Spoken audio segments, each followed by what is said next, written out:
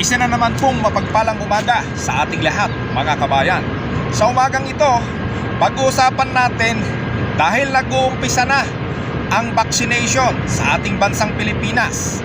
Pag-uusapan naman natin ngayon kung ano ang mga papatok na negosyo in actual. Kaya kabayan, kung ikaw ay nag-umpisa na ng negosyo noong panahon ng pandemya, okay po yan.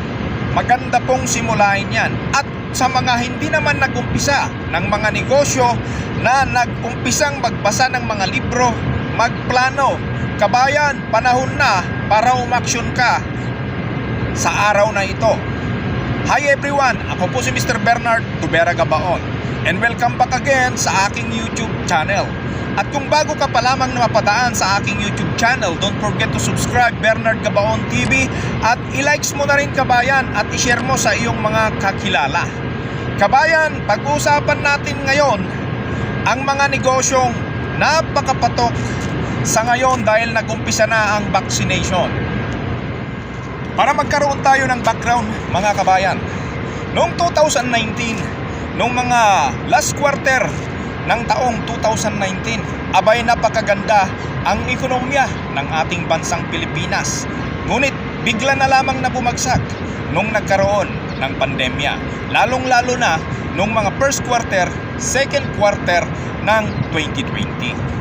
Kaya naman sa umagang ito mga kabayan, muli kong ibabahagi ang mga negosyo na papatok sa aking palagay. Ano ito at ano ang aking basihan? Unang-una sa lahat mga kabayan, ngayon ay nagbabaksination na sa ating bansang Pilipinas.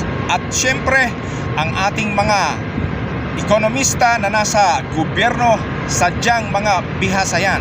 So ibig sabihin, ang proyekto na mga build ay mas lalo pang dodoblehin o tritriplehin. Bakit? Ito ay solusyon para sa mga tao na nawalan ng trabaho. Nung nagkaroon kasi ng pandemya, 7.5 million and above ang nawalan ng trabaho na nagdulot ng napakatinding kahirapan sa ating mga kapwa Pilipino.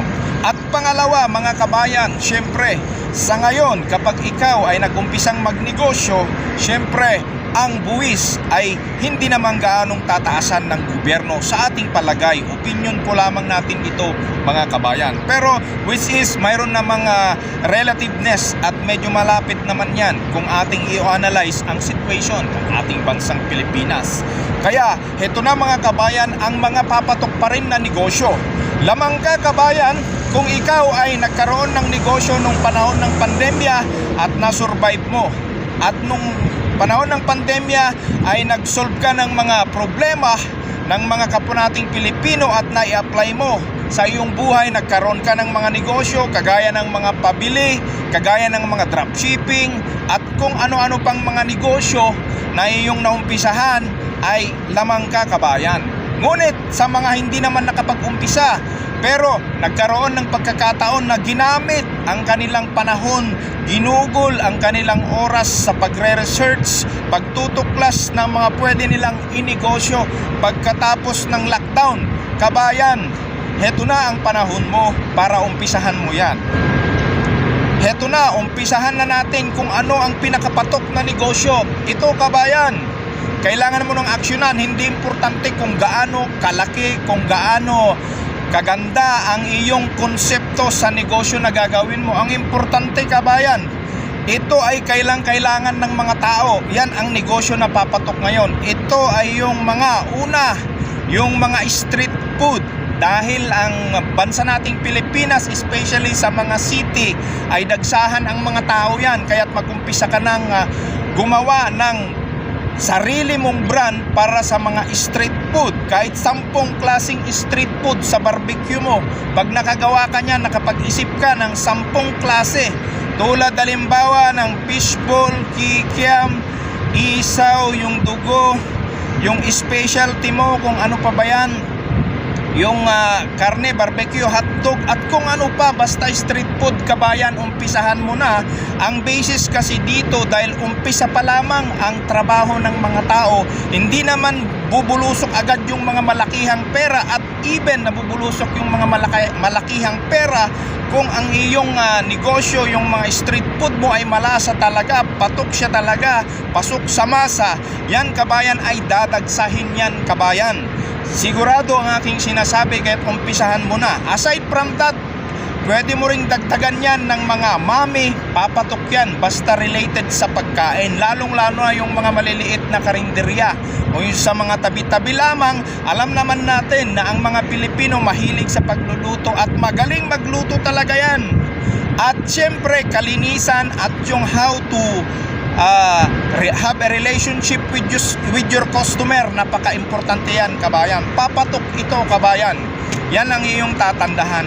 At pangalawang papatok na negosyo kabayan, ito ay yung pag-igihan mo ang mag-supply ng mga tubig, yung mga water refilling station. Papatok yan sa ngayon kabayan kung mag-uumpisa na ang pagbubukas ulit ng merkado sa mga masa, sa mga tao, lahat, proletariat ka man o ikaw man ay nasa masa o ikaw ay nasa pinakamataas na antas ng buhay, sa ngayon ang pagkakaroon ng mga water refilling station ay patok na patok sa ngayon kabayan.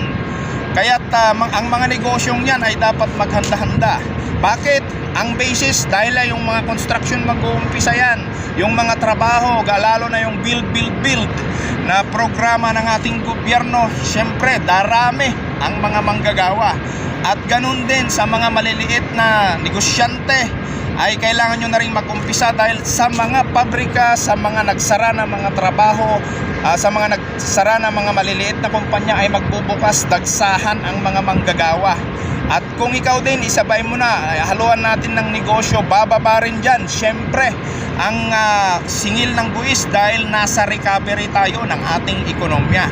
Kaya yan, papatok yan na mga negosyo kabayan. At hindi rin mawawala kabayan ang pangangailangan ng mga tao. Unang-una sa lahat yung ukay-ukay, dahil kailangan din syempre yung mga nag-opisina, yung mga white collar job, at kahit yung mga nasa construction, kinakailangan din pa rin nila ng pansuot. Kaya yung ukay-ukay mga kabayan, umpisahan na natin yan sapagkat ang mga negosyo yan ay papatok.